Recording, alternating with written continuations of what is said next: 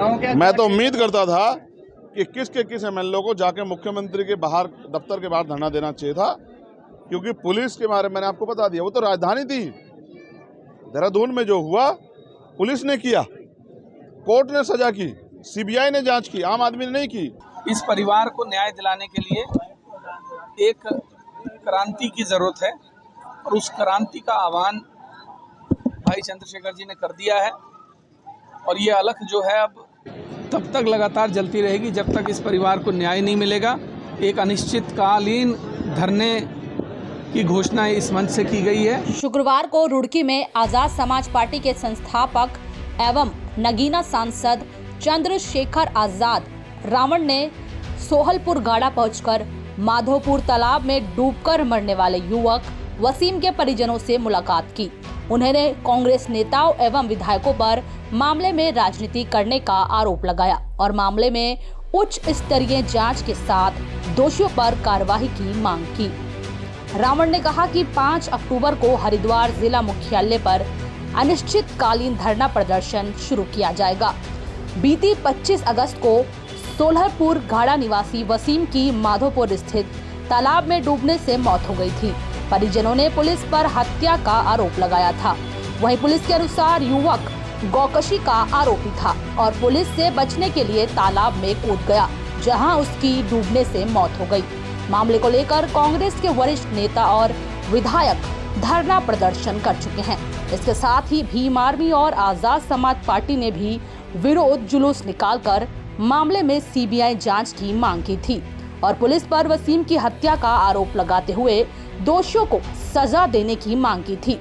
वहीं अब इस मामले में नगीना सांसद और आजाद समाज पार्टी के संयोजक चंद्रशेखर आजाद रावण मृतक वसीम के घर पहुंचे और उन्होंने उसके परिजनों से वार्ता की और मामले में उनके साथ खड़े होने का आश्वासन दिया।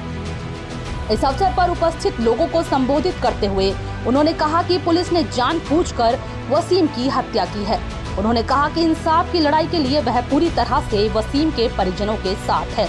उन्होंने कहा या तो सरकार मामले में उच्च स्तरीय जांच कर दोषियों को सजा दिलवाए, अन्यथा आंदोलन के लिए तैयार रहे। रावण ने कांग्रेस नेता और विधायकों पर मामले में राजनीति करने का आरोप लगाया। उन्होंने कहा कि इस मामले में 5 अक्टूबर को एसएसपी कार्यालय पर अनिश्चितकालीन धरना शुरू होगा और यह आंदोलन इतने उच्च स्तर का होगा कि हरिद्वार ही नहीं पूरे देश में इसकी गूंज सुनाई देगी। खानपुर विधायक उमेश कुमार ने भी इस आंदोलन में उनका साथ देने की बात कही। उमेश ने कहा कि सच सामने आना चाहिए। मैंने उनके दुख तकलीफ को सुना। मैं आपको विश्वास दिला कहता हूँ, मैं पुलिस के खिलाफ नहीं, लेकिन मेरा ये मानना है कि गलती किसी से भी हो सकती है। मनुष्य में भावनाएं होती हैं, संवेदनाएं होती हैं। कभी कभी आक्रोश, संवेदना, भावनाओं के में बह के गलतियां हो जाती, लेकिन अगर वो गलतियां अपराध का रूप ले लें तो ये खतरनाक हो जाती है। मैंने उत्तराखंड में ही, मैं उत्तराखंड का रहने वाला हूँ, मेरा गाँव है यहाँ।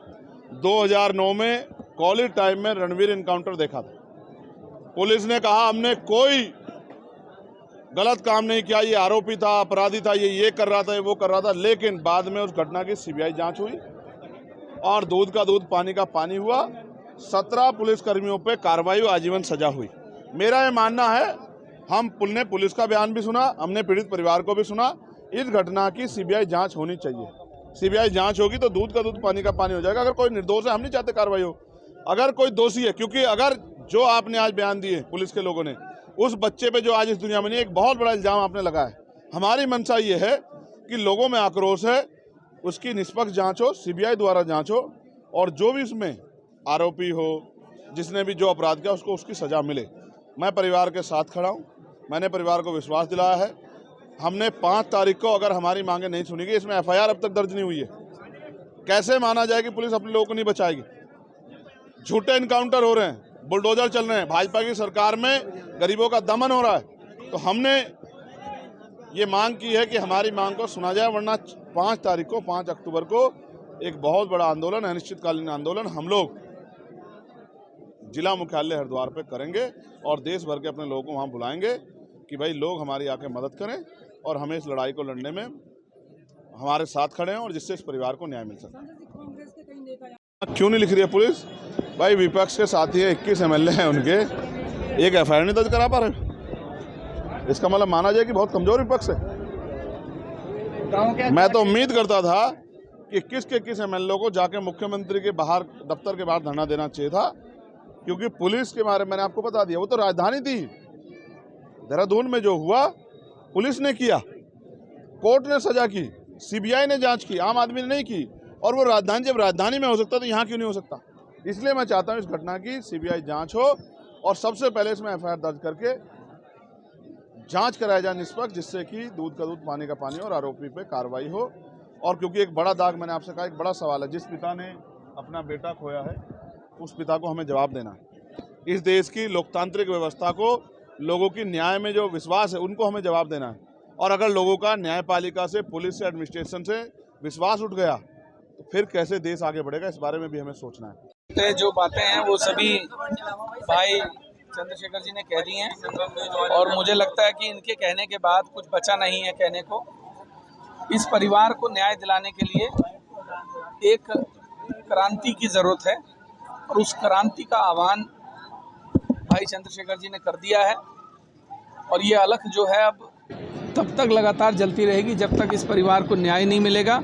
एक अनिश्चितकालीन धरने की घोषणा इस मंच से की गई है। 5 अक्टूबर को एक आंदोलन की शुरुआत की जाएगी और